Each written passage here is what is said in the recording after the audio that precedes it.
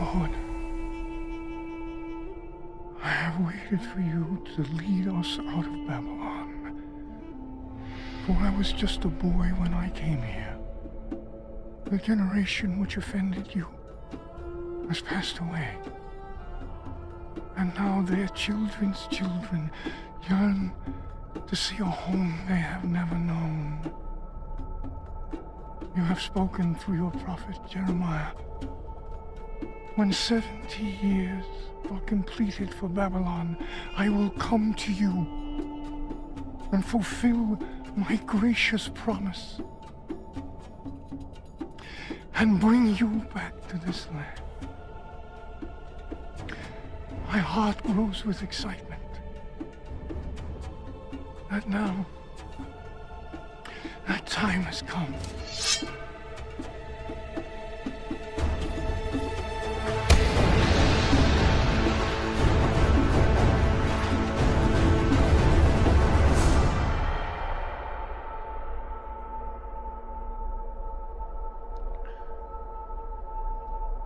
An old man who comes unbidden is often a fool. And less often come as assassins. Perhaps a foolish assassin. Forgive us, my king. Do you know whom you address? He's the king of Babylon, ruler of the four quarters of the earth, Kurush, in the old Persian tongue.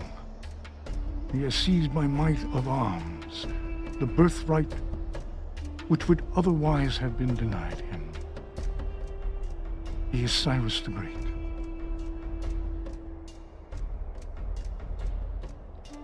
Leave us.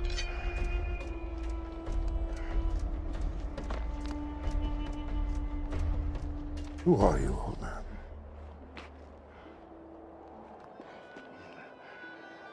I am Daniel, of the tribe of Benjamin, made captive nearly 70 years ago by Nebuchadnezzar. My king, I've heard of this man. He served Darius well after he captured the city in your name. It is said he spent a night in the lion's den. The beasts would not touch him. Is this true? It is. Oh. I know who you are now. Tell me why you're here. I seek to tell thee a story. A tale of four kings. One great, one foolish, one who has been deceived, and one who is destined to be regarded as wise for all the ages of the world to come. Stories from your imagination? No, king. For I will speak only the truth. And if you would not wish to hear it, you must bid me speak nothing. Come. You will give us entertainment while we eat. Please. Okay. My king, we're expected in Babylon this evening. The palace will be there in the morning. As you wish.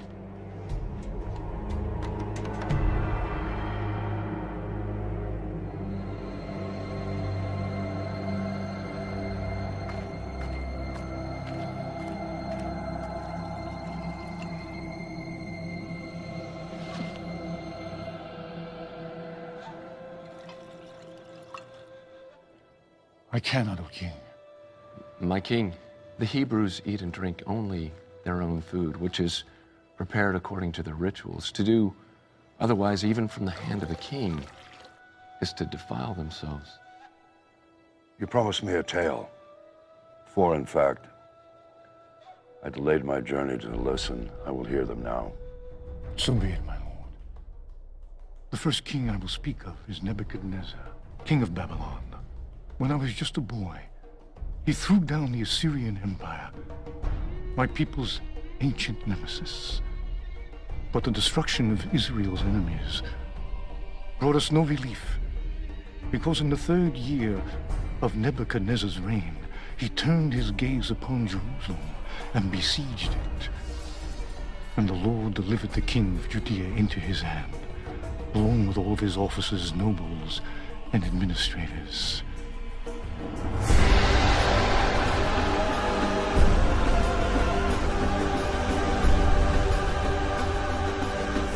We, the exiles, arrived in Babylon. Nebuchadnezzar ordered Ashpenaz, his chief eunuch, to select some of the Israelites from the royal family and nobility, young men without any physical defect and showing aptitude for every kind of learning, one of whom was myself.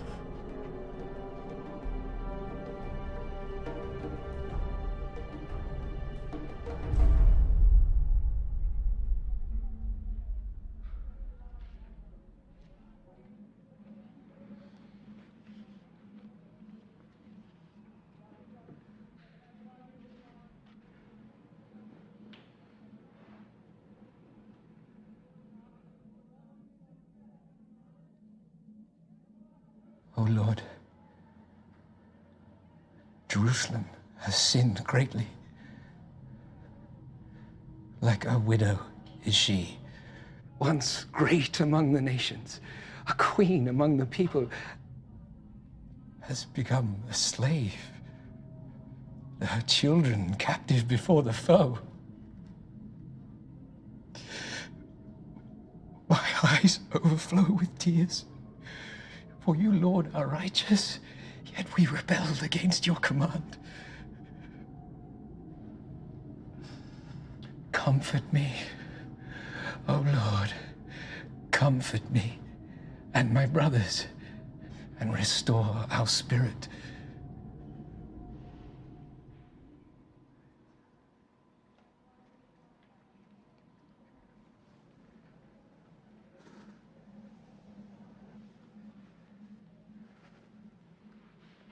I miss Jerusalem. As do I. I feel that we shall never see her again. Have faith, my brothers. I have only begun my studies, but here, the prophet Jeremiah, son of Hilkiah, has written that we shall serve the king of Babylon for 70 years. 70 years is a long time. As punishment for our sins. And even if we were to survive it, we would be very old. Very old indeed.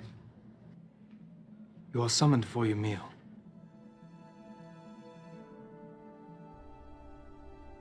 Why would they only take 10,000 of us and leave the rest of our people behind? Yes. Look at who they've taken. The scholars, the princes, our military leaders, and our families. It's the Babylonian way of conquest. You take away the leaders, and the rest can easily be governed. They've changed our names, hoping we'll forget our God and our clothes, so we'll look like them. They've changed everything about us. We need to make each other a promise. Never to become like them. My brothers, such a promise is worthless, for we are but men. What we need to promise is to always love our God and be obedient to Him. And in so doing, what we become on the outside will not matter. Set it here.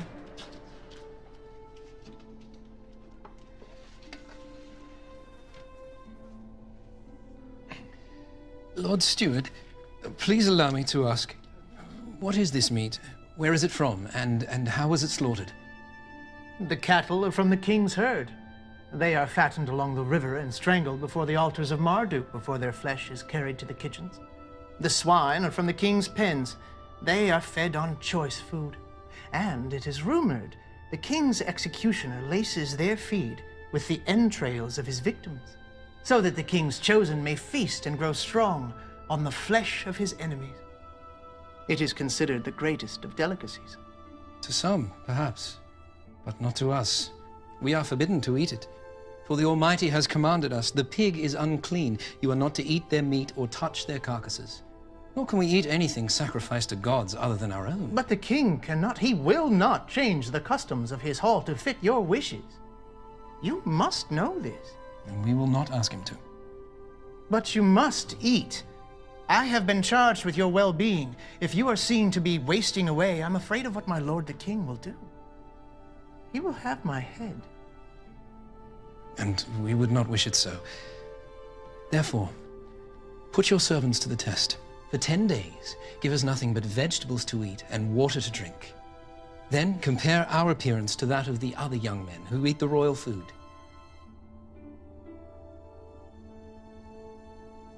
10 days. 10 days. And if, after that, your appearance is found wanting? Then we will do as you wish.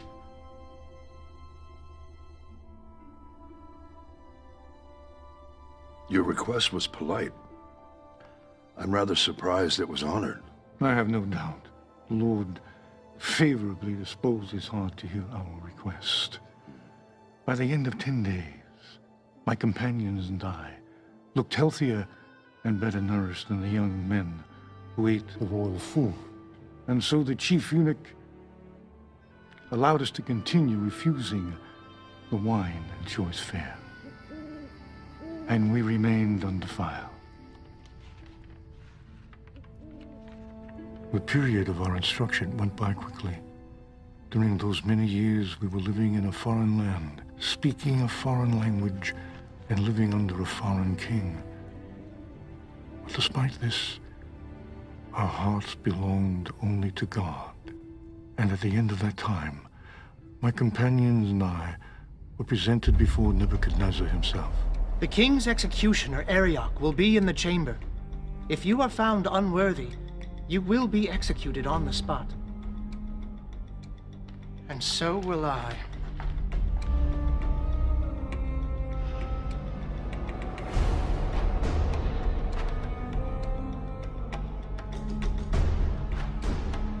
Lord King, I present you the princes of Judah, preserved by the right hand of your mercy and tutored by the left hand of your wisdom. They are come before you now for judgment as to their training. They are Belteshazzar, Shadrach, Meshach, and Abednego. Who am I? You are Nebuchadnezzar, son and heir of Nabopolassar, king of Babylon. You have destroyed Nineveh the mighty, seat of Assyria, and taken from her hand the scepter of nations. You are the commander of commanders, and king of kings, from the rising of the sun unto its setting in the western sea. And beneath heaven there is none more powerful than thee.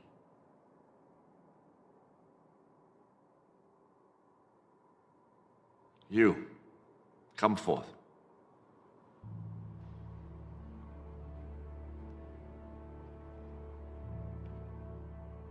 Why should I allow you, sons of my former enemies, to serve in my court? Because you have spared the lives of our people who were delivered into your hand. And because the word of the prophet Jeremiah has come unto us, saying, "This is what the Lord God Almighty, the God of Israel, says to all those carried into exile from Jerusalem to Babylon.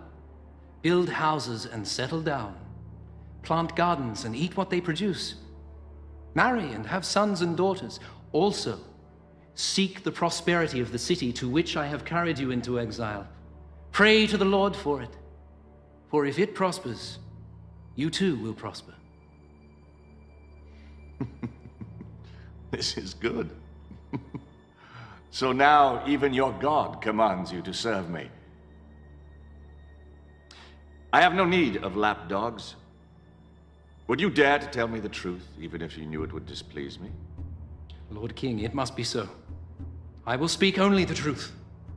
And when you would not hear it, you must ask me nothing.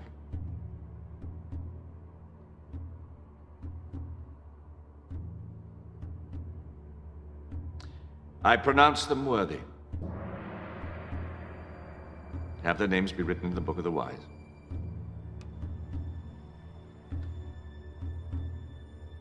Nebuchadnezzar's questioning showed wisdom. A former enemy can be a good counselor. If they can be trusted. And a wise king is capable of choosing whom to trust. For are you not Croesus, formerly king of Lydia and once the richest man in the world, whose name alone signified riches almost beyond comprehending? I am he. Trusting the words of the oracle at Delphi, I went to war with Cyrus and was defeated. Cyrus pardoned me and my family. I am eternally grateful. Worthy counsel is rare indeed, as Nebuchadnezzar came to learn. At a time when his Babylonian counselors, his magi, sorcerers, diviners, magicians, and astrologers were unable to help him. No! What is it, my king? Summon my counselors. The enchanters, the sorcerers, or the astrologers? All of them!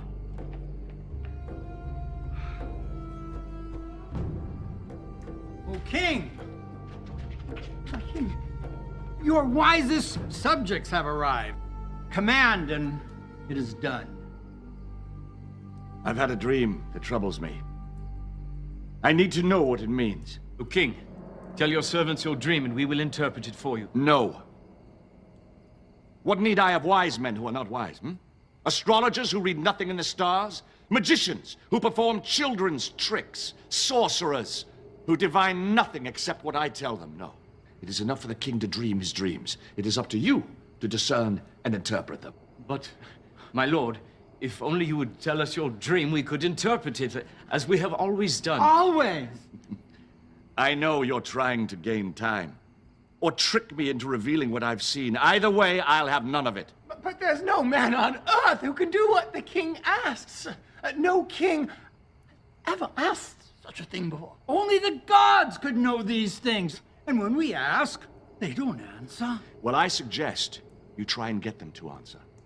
Or beg that they endow you with the necessary skills to divine it on your own. For as I am king, I swear that when the sun rises, if my dream is not made known to me, along with its interpretation, you will all be made shorter by the height of your heads. You may withdraw. Now!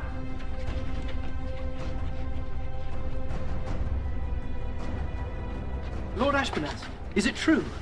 It is. Why has the king issued such a harsh decree? Why don't you come along with me and ask him yourself?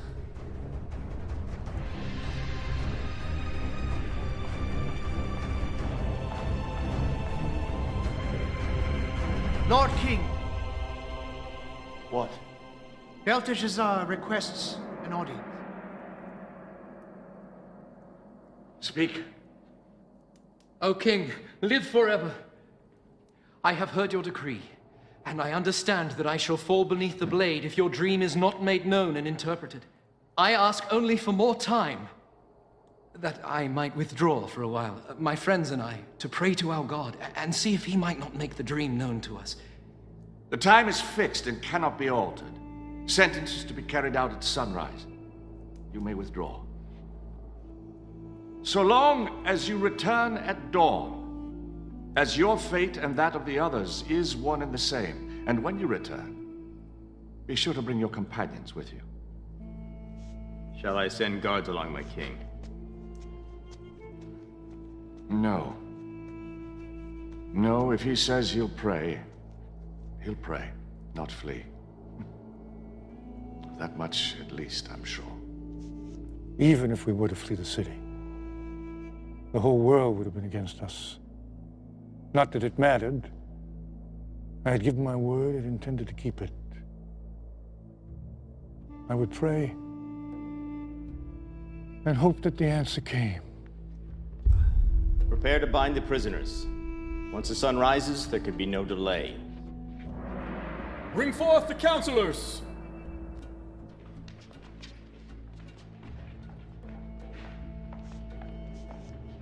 O king, live forever. O king, Do not execute these men, I beg you. Belteshazzar, your death is upon you as well, unless you know my dream and can interpret it. I am, and I will. Praise be to the God of my fathers forever and ever. He gives wisdom to the wise and knowledge to the discerning. He reveals deep and hidden things and has made plain all that you have asked, for he has shown me the vision of the king. Then speak. As you lay upon your bed, O king, you looked, and there before you stood a large statue, awesome in its appearance. The head of the statue was made of pure gold, its chest and arms of silver, its belly and thighs of bronze, its legs of iron, its feet partly of iron and partly of baked clay. As you were watching, a rock was cut out, but not by human hands. It struck the statue on its feet of iron and clay and smashed them. Then the iron, the clay, the bronze, the silver, and the gold were all broken to pieces at the same time, and the wind swept them away without a trace. But the rock that struck the statue became a mountain and filled the whole earth.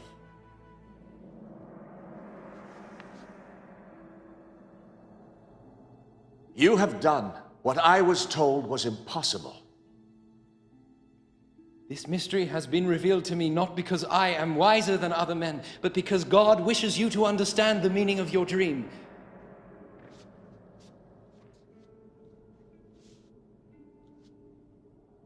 You know my dream, as if you dreamt it yourself.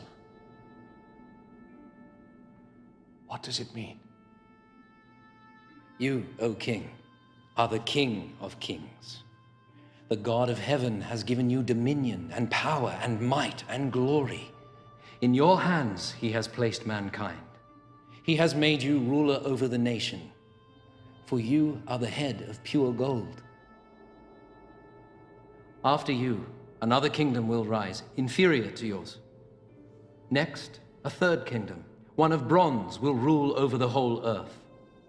Finally, there will be a fourth kingdom, strong as iron, for iron breaks and smashes things to pieces. But just as you saw that the feet and toes were partly of baked clay and partly of iron, so this people will be a mixture and not remain united any more than iron mixes with clay. And in the time of those kings, the God of heaven will set up a kingdom that will never be destroyed.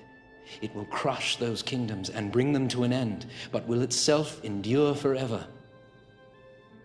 The Almighty has shown the king what will take place in the future. The dream is true, and the interpretation is trustworthy. I am the head of gold? Yes, O king, you are the head of pure gold. Surely your God is the God of gods, the ruler of kings and the revealer of mysteries. Let this man be paid honor and present him with incense. Thus the king made me ruler over the entire province of Babylon, and at my request made Shadrach, Meshach, and Abednego administrators. King Nebuchadnezzar made an image of gold, 90 feet high. All were commanded to fall down and worship, and all did as commanded, except for 3. Live forever! A moment of your precious time. As your dutiful servants, we know the law, that when the horn sounds, we all bow down and worship your image. But these Jews, whom you have set over the affairs of the province of Babylon, pay no attention to you, O king. None. They neither worship your gods or serve the image of gold you have created. Nothing. Is this true? You refuse to worship my statue? O king, we do not need to defend ourselves before you in this matter. Really? Then you shall be thrown into the furnace, and no god will save you from my hand. If we are thrown into the blazing furnace, our God will defend us from it. And if he does not, We want you to know, O king, that we will not serve your gods or worship the statue of... Enough! You dare to defy me? Let the furnace be heated sevenfold. Bind them and cast them into the fire.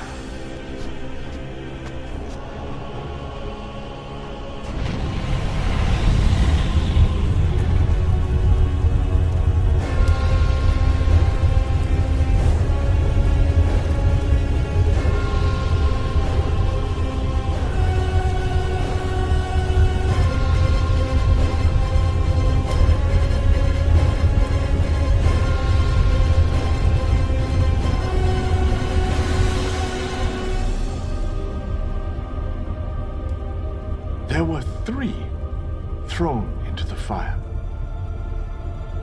Certainly, O king. But now I see 4. And the fourth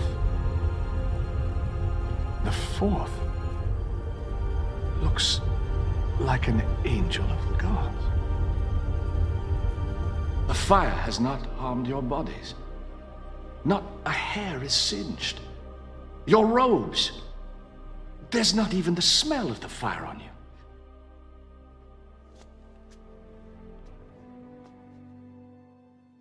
Praise be to your God, who sent his angel to rescue his servants. You trusted in him. You defied my commands. You were willing to give up your lives rather than serve any but your own God.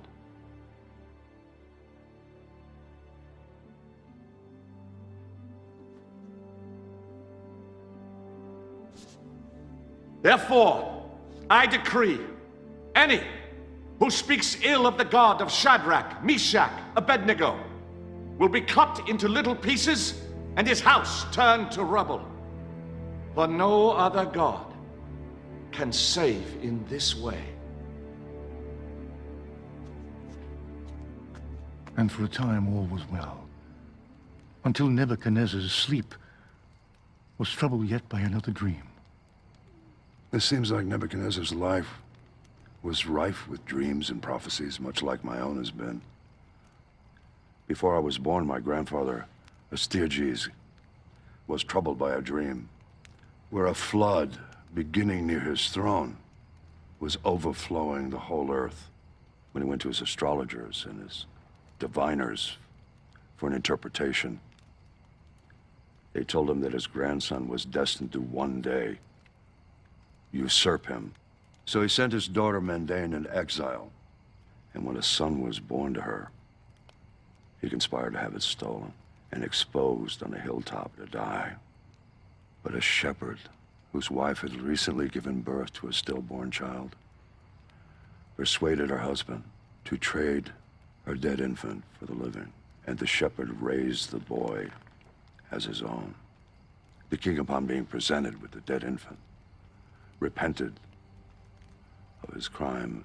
He didn't learn until 10 years later that the boy was actually alive, at which time he pardoned the boy and restored him to his rightful parents. And for a time, the matter was forgotten. Until one day, years later, when you marched into your grandfather's city at the head of your troops and seized the throne of Medea, taking the old man captive, and the prophecy was proven true. Old Astyages, he knew of the prophecy, but he was powerless to overcome it. As all men are powerless to prevent their fate, if the prophesizing be true. Listen then, as I tell of the prophetic vision that led to Nebuchadnezzar's madness.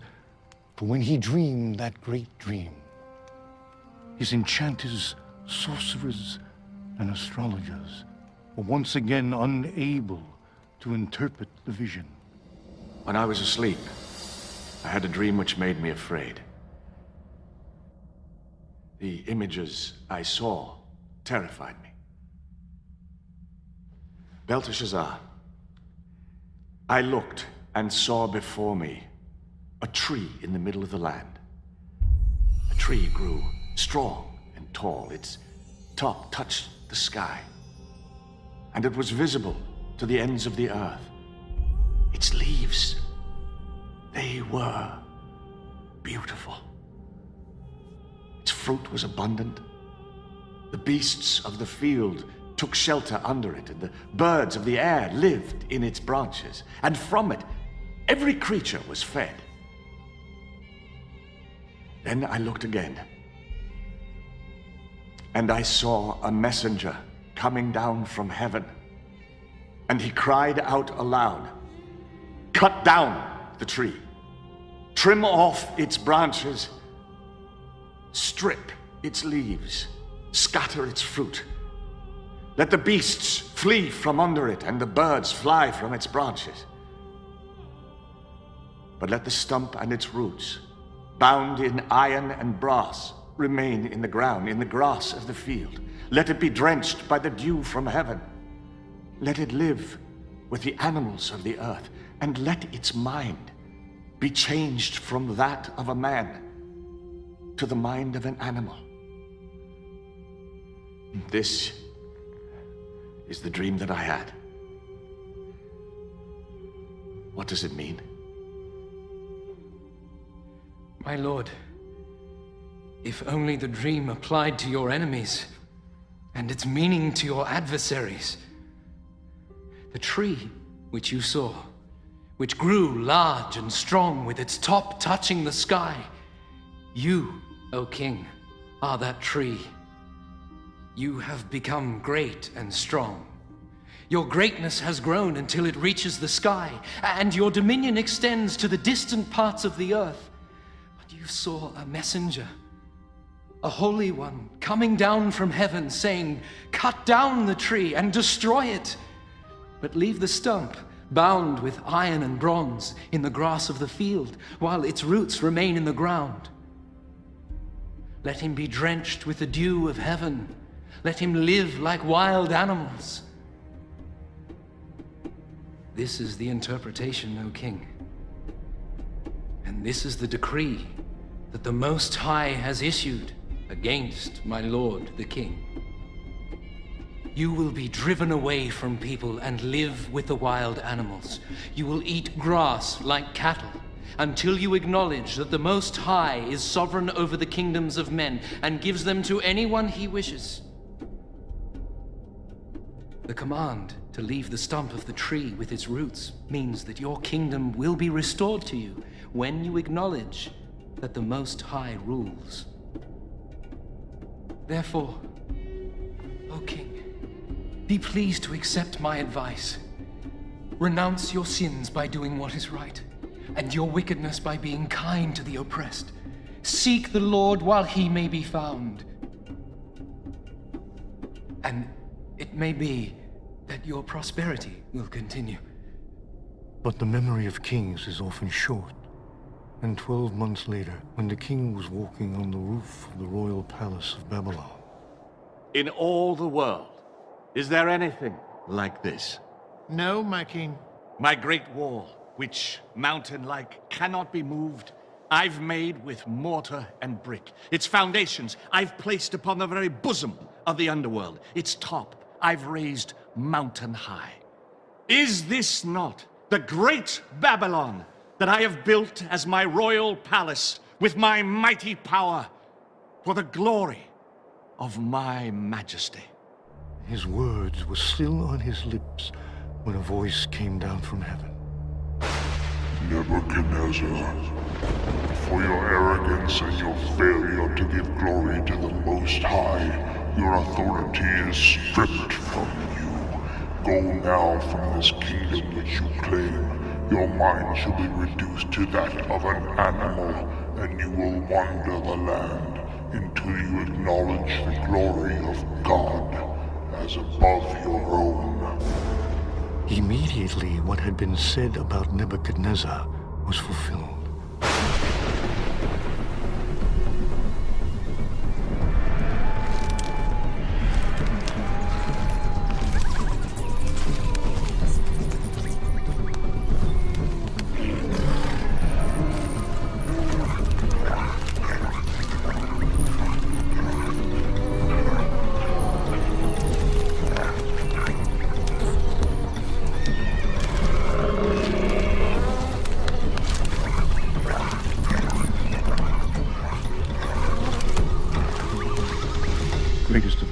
heaven. He sought to make himself as great as he who rules above heaven. And the Lord would not have it. Because he insisted on being more than he was made, he became less than he was made. Because he aspired to be more than a man, he became less than a man. He became like the wild beasts. How did he survive, alone in the wilds? Even in his insanity, neither the lion nor the bear disturbed him, though he wandered alone and unarmed, and slept naked in the places where they found their food. Because it had been prophesied that one day he would honor the Most High.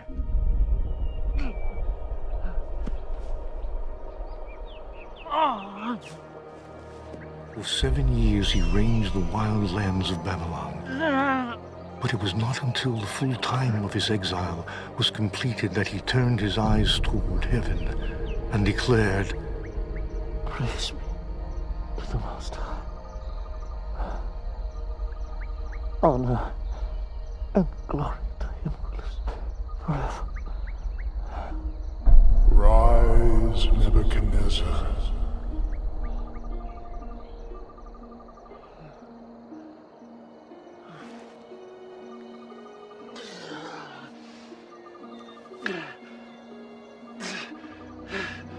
For his dominion is an eternal dominion. Before him, all the people of the earth are regarded as nothing. He may do as he pleases with the powers of heaven and all the people of the earth, and no one may say him nay. No one may say him nay.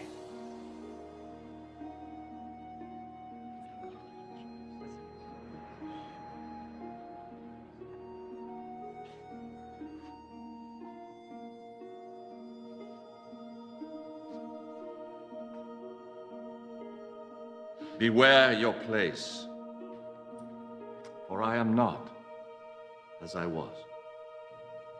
Let it be recorded that I, Nebuchadnezzar, do praise, exalt, and glorify the King of heaven, because everything he does is right, and all his ways are just. And those who walk in pride, he is able to humble. And so Nebuchadnezzar returned to his throne. But eventually he was gathered to his fathers, and a series of new kings came to the throne, none lasting more than a short time. You're about to tell about the downfall of Babylon, are you not? I am. Well, at last we come to the part of the tale where I have some knowledge to share. For though I had conquered from east to west, Babylon was the last to resist me, and I dreaded its siege. For Babylon's wealth had allowed her to lay in enough grain to last for years, and her towers, walls, and gates were so formidable that even untrained men could defend them with ease. Walls too high to scale, with parapets wide enough for chariots to patrol them, and a river-fed moat to cross before even getting there. It was enough to freeze the heart of even an old soldier such as I am. Then one night as I lay on the ground, courting sleep that would not come, a thought came to me. From whence it came, I do not know. Like some spirit of God whispered it in my ear. But the river Euphrates, which flowed down to Babylon, raised above its natural level, hemmed in by dams and dikes. But if dams were opened full and the dikes were broken, the river, which ran straight through the heart of the city, would fall to nothing. An army poised and ready to strike could march into the city on its dry riverbed, underneath the gates designed to repel ships when the river was at its normal level. And I suddenly realized I've been given a key to defeat the mighty Babylon. It was as though in all the world, throughout all of history, I was the only one that had the thought. All it required was the right moment to act. A night when every man in Babylon, from the least to the king himself, would drink himself ill in honor of their gods, who were naught but worthless idols, and could not protect them. Listen, O king, and I will tell of the second king of my story, Belshazzar, king of Babylon, both foolish and wicked, of equal measure.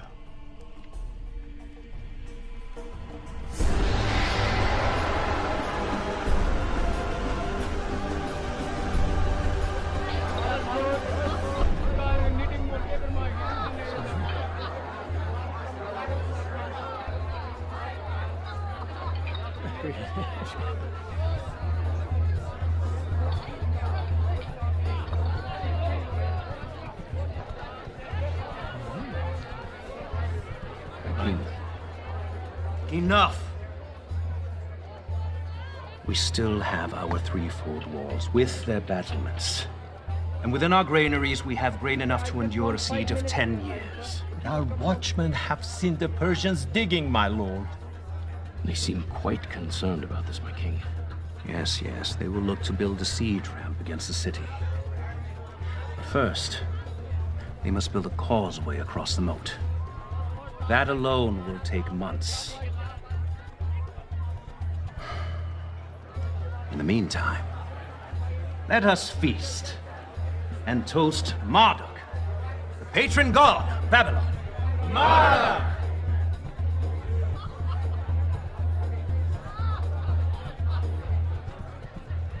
These cups have a taste, and I will not have it so.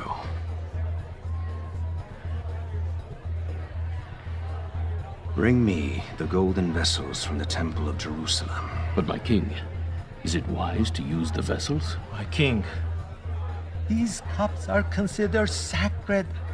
Are they not, my king? Perhaps in Jerusalem! By that pathetic desert deity of Judah.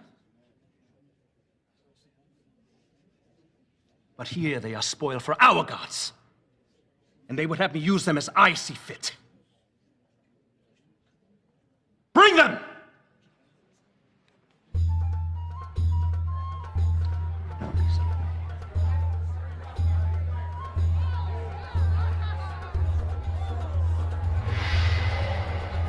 Yes. You see these vessels? In Jerusalem, they were used for the worship of their god. Now, instead of the blood of bulls and rams, let them flow with foaming wine. For I am not a devourer of blood. I am a devourer of drink. And choice fare. To Marduk, the god of our city. Marduk!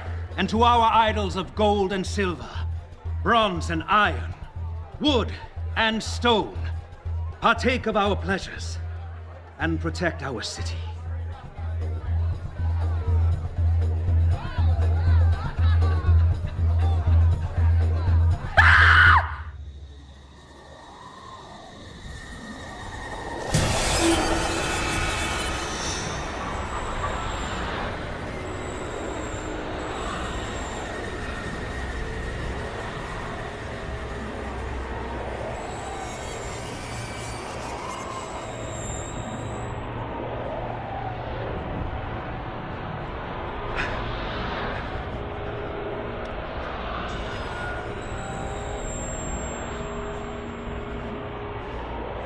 Whoever reads this and tells me what it means shall be clothed in purple and have a gold chain placed around his neck and be made third highest ruler in the kingdom.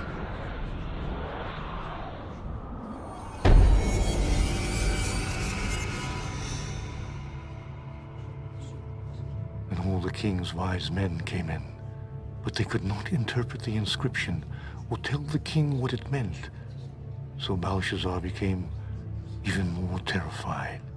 A Judean once told Nebuchadnezzar, your forefather, of his dreams.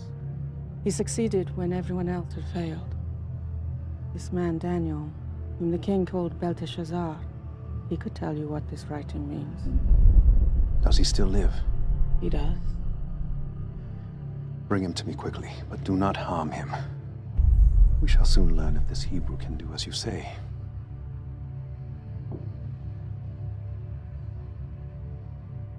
Nothing, it would seem, is too sacred not to be profaned under the influence of wine.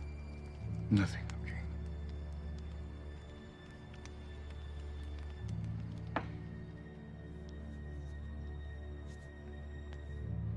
How can I be of service, Highness? Are you Daniel? One of the exiles my father brought back from Judah? I am he. I am told you are able to give interpretations and solve difficult problems. If you can read the writing on that wall, you will be clothed in purple, have a chain of gold placed around your neck, and be made third highest ruler in the kingdom. Long ago, I told your forefather, Nebuchadnezzar, that I would speak to him only the truth, and that if he rather not hear it, he should ask me nothing. Perhaps it would be better if you asked me nothing. No. It is unseemly for a king to be baffled by a message in his own hall. No human hand has scribed it. No other tongue can interpret it. Tell me what it means. Be it for good or ill. Okay. The Most High God gave your father, Nebuchadnezzar, greatness and glory. But when his heart became arrogant, he was deposed from his throne and stripped of his glory, until he acknowledged that the Most High is sovereign over the kingdoms of men. Even though you knew all this, you should have appealed to him. Instead, you set yourself up against the Lord of heaven. You had the goblets of his temple brought to you and praised the gods of bronze and iron, wood and stone instead of him. These vessels were made for the service of the Most High, and you have used them to pour wine for your harlots. Would you humble the Almighty by desecrating his possessions? Would you bind him like a captive and beat him like a slave? Would you pluck out his eyes and have him beg for scraps of food beneath your table? This you would do if you could, and the Almighty knows it. This is his answer to you. The Lord God will strike you down like an enemy. For he has bidden his angel to unsheath his sword. These, then, are the words he has written. Mene. God has numbered the days of your reign and brought it to an end. Tekel, you have been weighed in the scales and found wanting. Parsin, your kingdom is divided and given to the Medes and Persians. This very night, your life will be demanded of you, and before the sun rises, your flesh will grow cold. Thus saith the Lord, your line is ended, your rule is over, your kingship is no more. Is there nothing to be done? No. In your arrogance, You have doomed not only yourself, but your house, your line, your inheritance, your city, and your kingdom. Choose now where you will spend your last few hours. But knowing your fate, who now will love thee? Who now will fear you? Will the least of your slaves comfort you? Or will they desert you, seeking to avoid the fate which is yours?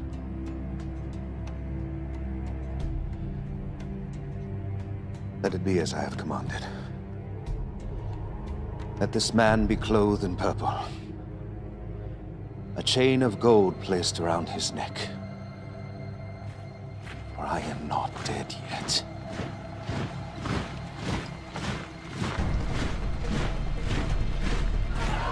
All hail King Darius!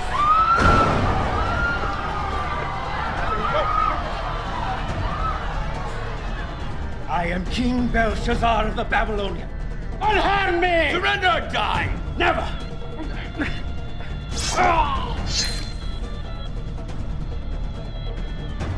Send word to Cyrus the city's taken in his name. As he has commanded, I shall assume the crown. You know who stands before you?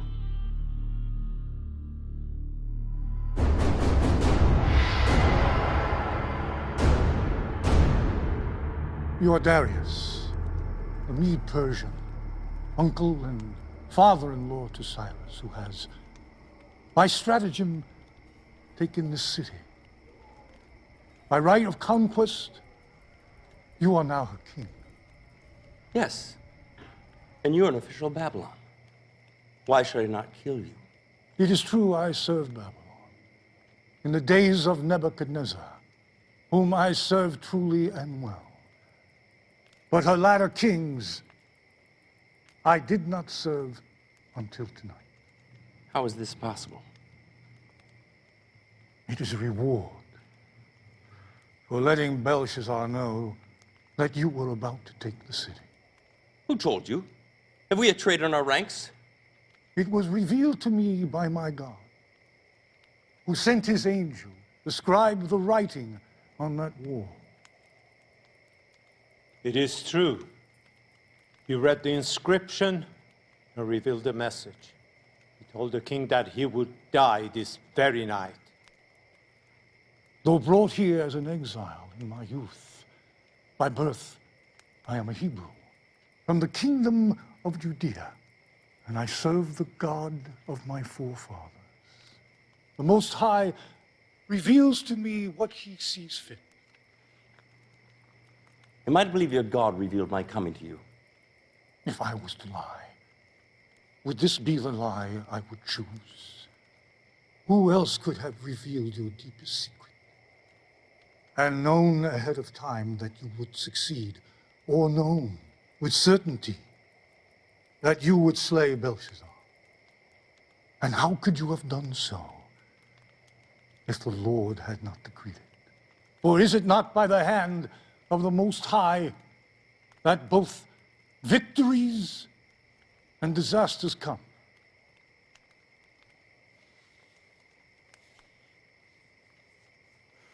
I would have you put this gift of divination at my service. Yet how do I know I could trust you, Hebrew? I will speak to you honestly, my king. And when you would not hear the truth, you must ask me nothing. So be it. I see by your insignia you were made third in all of Babylon. That is not the Persian way. For below me I have 3 administrators, all of equal rank. Yet I shall name you one of the 3. What of the other counselors? Slay them. If they were loyal to their former master, they're no good to me. If they were disloyal to him, then they will be disloyal to me. Ah, Darius. He's twice my uncle, by blood and marriage, and serves me well as co-counsel to my empire. As it pleased Darius to appoint 120 satraps to rule throughout the kingdom, with administrators above them, one of whom was me. But before long, I so distinguished myself that Darius planned to set me over the whole kingdom. Which would cause great envy among the others. Yes, O king. So they called a meeting in secret to plan for my destruction.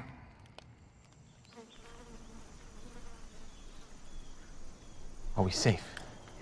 Did anyone see you? No. Why are we meeting so far from the city? Do you think it would be wise for this meeting to be overheard by anyone? Are you sure you weren't followed? Not unless whatever's following has wings. We don't have much time.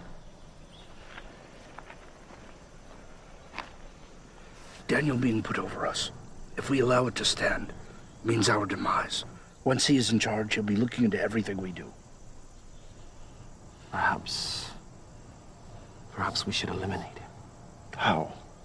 A hunting accident. He doesn't hunt. A sudden illness or a drowning. Who would believe it? Maybe we can ensnare him. How? There is no corruption in him, nor any negligence. He is as diligent as he is skillful. There must be some way. He claims he's so effective because 3 times a day his heart inclines to the city of God. There's a spirit of excellence in him. In every test he has proven faithful. No one is that honest. On the contrary. I had a man try to bribe him once, and a very generous bribe at that. He would have no part of it. Such a man is dangerous. How long before he learns that we've been generous with ourselves and covered the thefts with false accounts? We'll never be able to find any basis for charges against him unless it has something to do with that god of his. That invisible god of his.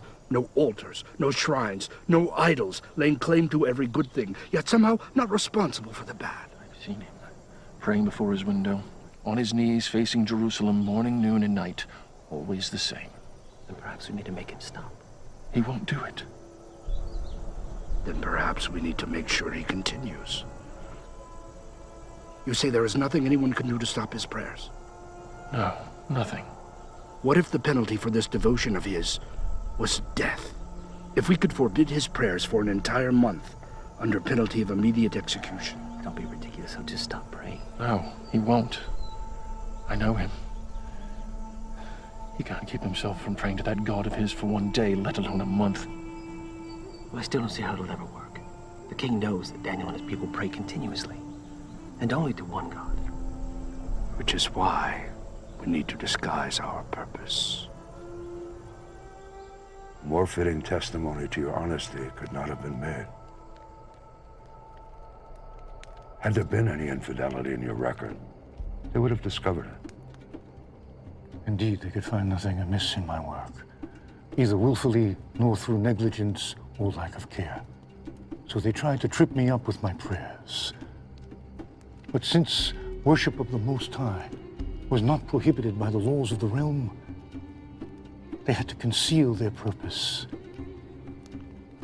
like poison in a cup of honeymead. O king, it has come to our attention that there are those among your subjects who still cling to the old gods of Babylon, in the hopes that their line of kings may yet be restored. And have not submitted to your rule. Who are they? That I may bring them before me and destroy them.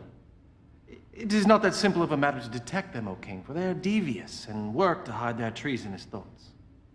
And have you come before me without a plan for discovering them?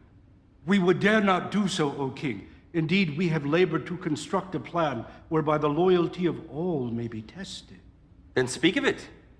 If, O king, you were to issue an edict that none in Babylon, nor anywhere in the empire, may pray to anyone, be it to God or man, except to you for a period of 30 days.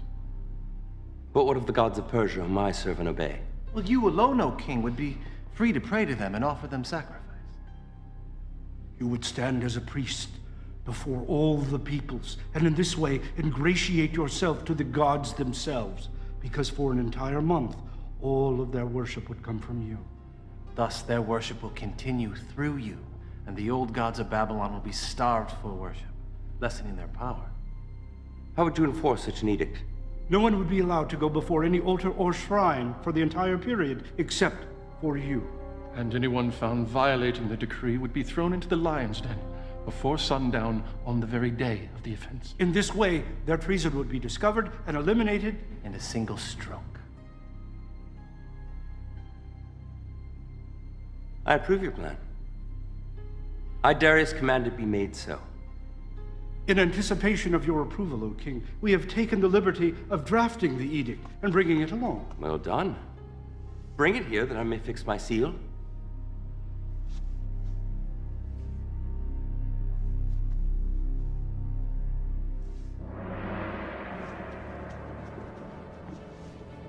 Let all the world hear and obey.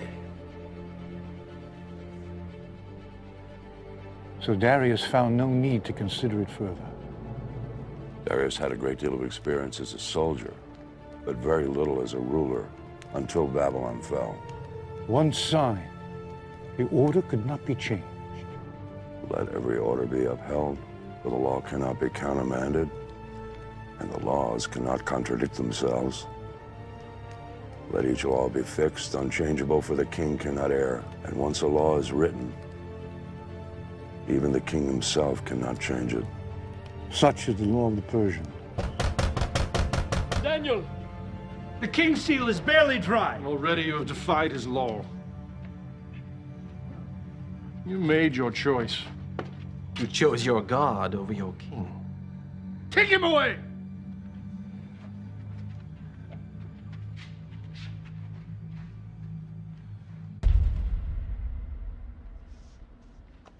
O king, it is my sad duty to inform you that someone has already defied your decree. Bring him to me. Bring forth the prisoner!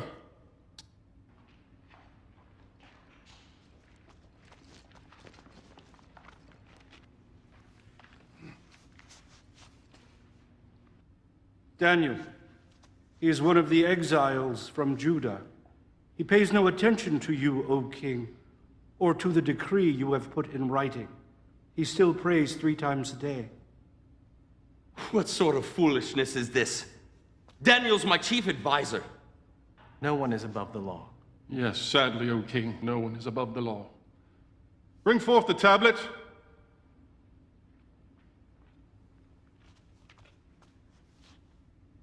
Is this not the edict from the king, signed with your own seal? Let it be known that for the next 30 days, anyone who prays to any god or man other than Darius the king shall be thrown into the lion's den on the same day the offense is discovered. By my hand and seal, Darius the king, ruler of the Medes and Persians.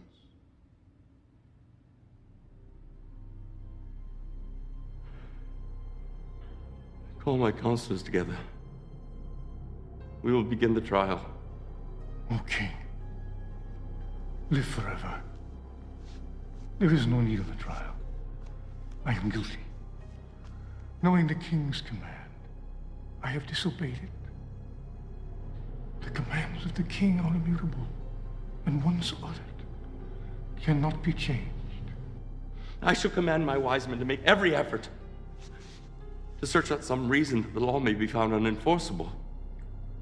I do not think they will find one. Let them search, O king, but only for a short time. Because your own law commands that sentence be carried out the day of the offense. Already, the shadows are starting to grow longer, and you have only until sunset. Darius was angry with himself for allowing himself to be fooled, seeing that their purpose was not for his honor and glory, but rather for my destruction. And so Darius had the law book searched to discover if there might be some legal way to spare my life.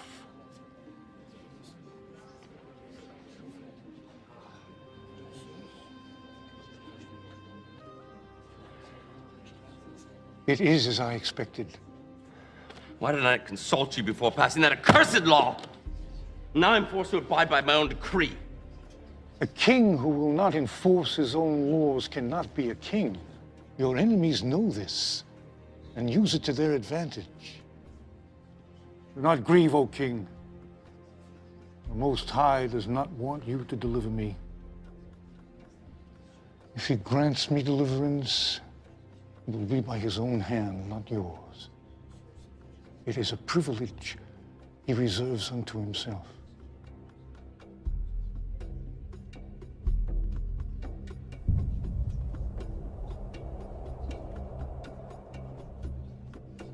And now it is time, O King.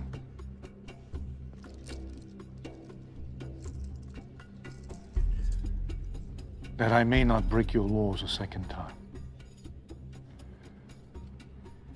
I will walk with you, Daniel. One last time. As you wish, O King. For those who have schemed to bring about my death, I will say only this. My forefather Abraham came from this land, and the Most High said unto him, I will make you into a great nation. I will bless those who bless you, and whoever curses you, I will curse. They have surely cursed me, and may yet live to reap the fruits of that curse.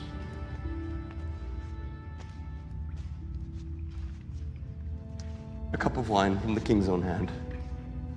I cannot drink it, O King. It is blessed to your gods, not mine. Not so, Daniel. I have gone to your people and asked for wine which was blessed by them. From the cup I have poured no libation.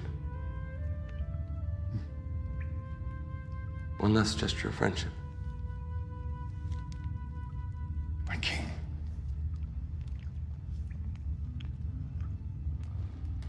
Goodbye, my friend. Farewell, but perhaps not goodbye. We have yet to see what the dawn will bring.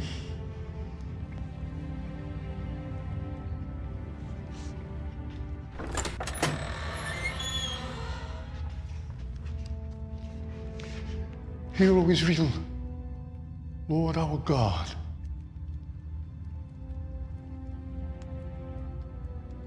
The Lord is one.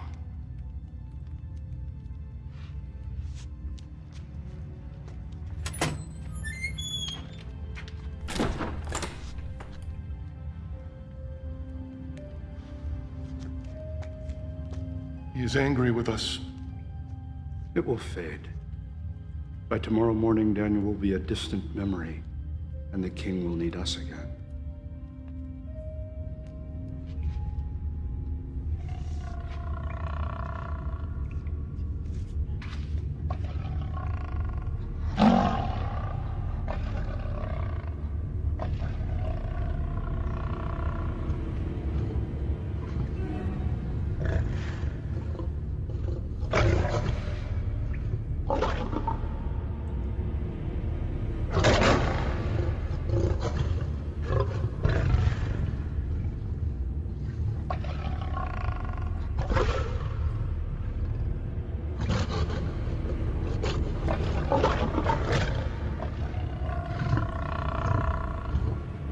Have mercy on me, O God.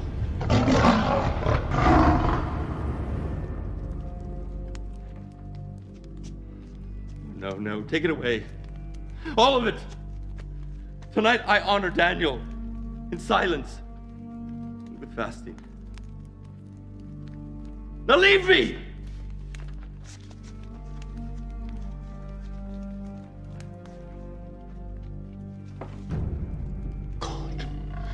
Have mercy on me.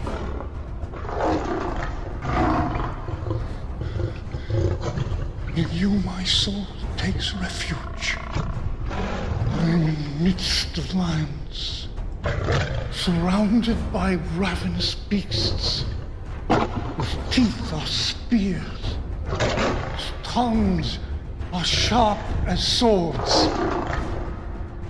I call upon your name, O Lord. From the depths of the pit, hear my plea.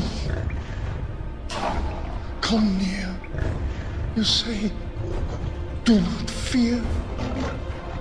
Oh Lord, take up my case.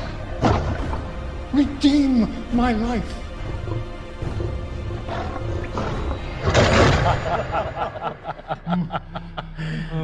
A divine plan, my friend. A toast to the lions who show no partiality to a Hebrew over any other man.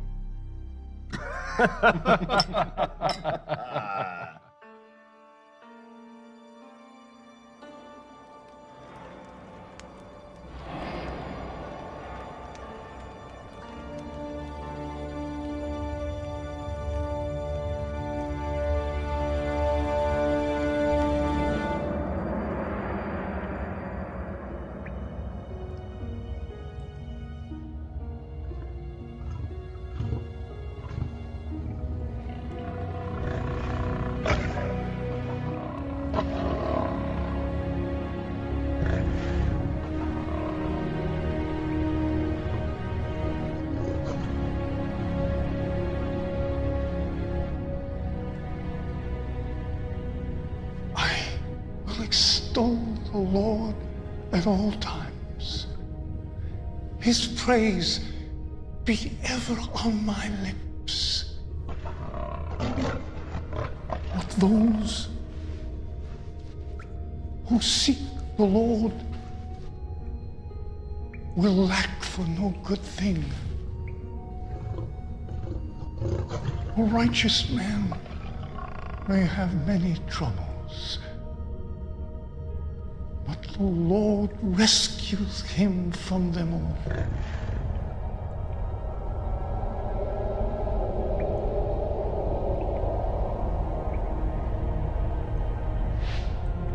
You have rescued me from the mouth of lions, and I will declare your name to my brothers in the congregation. I will praise you. Out of my way! Daniel, servant of the living God. Has your God been able to save you?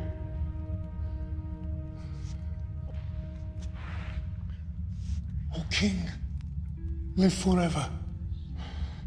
My God has sent his angel, and he shut the mouth of the lions. They have not hurt me, because I was found innocent in his sight. Come forth.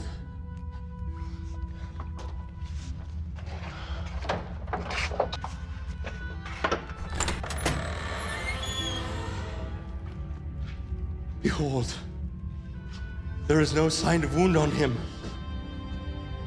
for he has trusted in his God. Surely your God is above all men, for while you were in the lion's den, you were in his hand. How much must the man pay if he steals another man's treasure? With his hands, perhaps. But what if that man who is robbed is the king, and the treasure is prized possession? Is there any penalty less than death which will do? If so, speak now and let me consider it. But, O King, he is a Hebrew. Why should you put such trust in him? This Hebrew is the greatest treasure I possess. He speaks to his God, and more importantly, his God speaks to him. You have deceived me as to your purpose. You fashioned my own words as a snare about my feet, knowing my edict could not be reversed. But the living God, the God of Daniel, has delivered him out of my hand. For 6 days they have hungered, but today they shall feed. No, no, no, no, no,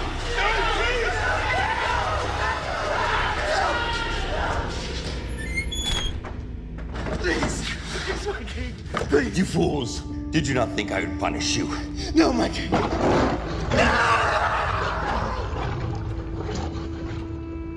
They have spread a net for my feet. I was bowed down in distress. They have dug a pit in my path, but they have fallen into it themselves. I, Darius, issue a decree that in every part of my kingdom people must fear and reverence the God of Daniel. For he is the living God, and he endures forever. His kingdom will not be destroyed. His dominion will never end. He rescues and he saves. He performs signs and wonders in the heavens and on the earth.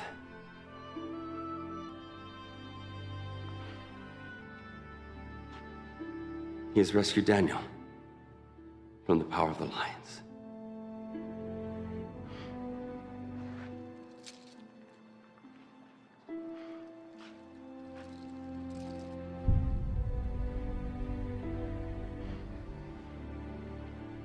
And so I served Darius throughout his reign. However, my heart still longed to see Jerusalem. For 70 years I had waited, and I knew our time was near.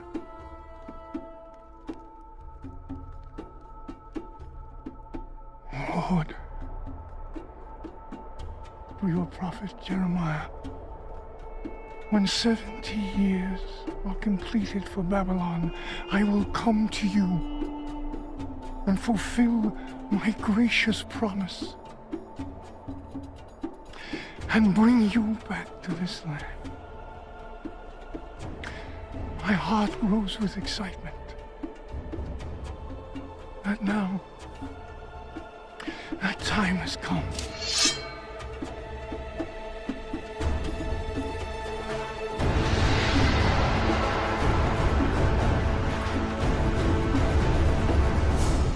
And so your journey has led you here.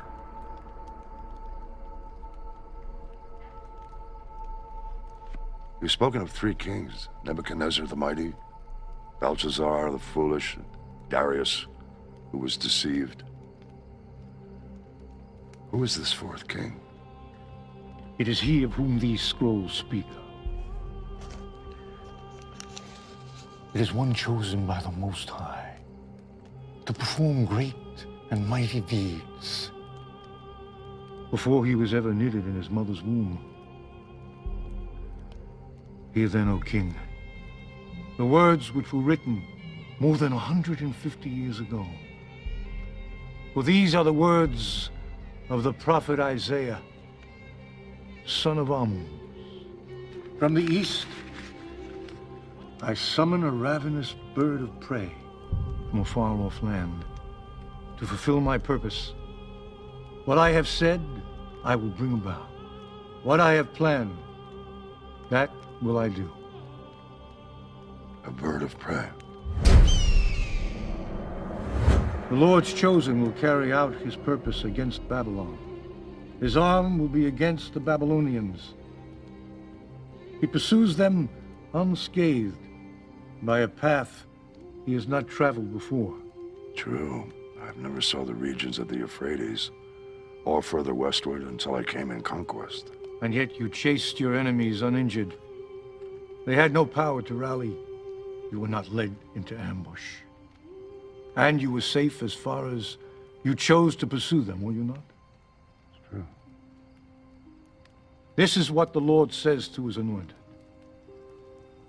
Cyrus, whose right hand I take hold of. Cyrus? It mentions me by name? It does. To Cyrus, whose right hand I take hold of, to subdue nations before him and to strip kings of their armor, to open doors before him so that gates will not be shut. I will go before you and will level the mountains. I will break down gates of bronze and cut through bars of iron. I will give you the treasures of darkness, riches stored in secret places, so that you may know that I am the Lord, God of Israel, who summons you by name. And when you captured Babylon, their treasures were the richest in the world, were they not? Oh, indeed they were. And Croesus will testify. Yes, quite the most magnificent. O king, if I may. Please continue. Cyrus, for the sake of Jacob, my servant, of Israel, my chosen, I summon you by name and give you a place of honor. Though you do not acknowledge me, I am the Lord. I will strengthen you, though you have not acknowledged me, so that from the rising of the sun to the place of its setting, men may know there is none beside me. I am the Lord. There is no other. And do you understand that the Most High has the power to raise up kings and to throw them down? Yes, I do. I profess it. And that you, O king, like a polished arrow, hidden in the quiver of the Almighty, carefully preserved for its day of use. Yes. How is to explain my unlikely birth, or my survival, or successes? How else might it be explained? All my life, I had always thought of myself as favored by my gods. Is it possible that I've been favored by yours? You have answered your own question, O king. For nearly 2 centuries, the message in this scroll has awaited your coming. This is what the Lord says. I am the Lord, who has made all things, who alone stretched out the heavens, who spread out the earth by myself, who foils the signs of false prophets and makes fools of diviners, who overthrows the learning of the wise and turns it into nonsense, who says of Jerusalem, it shall be inhabited. Of the towns of Judea, they shall be built, and of their ruins I will restore them. Who says of Cyrus, he is my shepherd, and I will accomplish all that I please. He will say of Jerusalem, let it be rebuilt, and of the temple, let its foundation be laid. He even calls me a shepherd. I who was saved by a shepherd's hand. And I was raised in a shepherd's house. It's I who refer to myself as a shepherd of my people. Who else could have known this? The power of God or his prophet? 70 years are over, my king. 70 years since I was taken from the land of my birth. Babylon has been punished. You have punished her. Only one thing remains. For you to free her. O king, the words of the scrolls are in a tongue foreign to us. Should we not at least confirm them? No. Old friend, have you heard nothing? Do you not recognize the truth when you hear it? Or do you suppose this Daniel has spent a lifetime arranging events in the hopes of one day deceiving me? Your God has called me a shepherd, and so to your people I shall be, to rescue them from wolves and tyrants, to gather them gently, and to relieve them from bondage, and provide for their return. And so say I, Cyrus, king of the Persians, let Jerusalem be rebuilt. The Lord God of heaven has given me all the kingdoms of the earth, and has appointed for me to build a temple in Jerusalem, in Judea. Any one of his people among you, may his God be with you. Let him go to Jerusalem in Judea and build a temple of the Lord, the God of Israel. In all my years, I had never known envy. But that day, I came closer to tasting it than I ever have. For I would never see the temple I so yearned to see. However, my heart was joyous as my brothers and sisters departed on their journey home, while I remained in Babylon, awaiting the day when I too would be gathered to my ancestors. And remember me also, O Lord, and show mercy, according to your great love,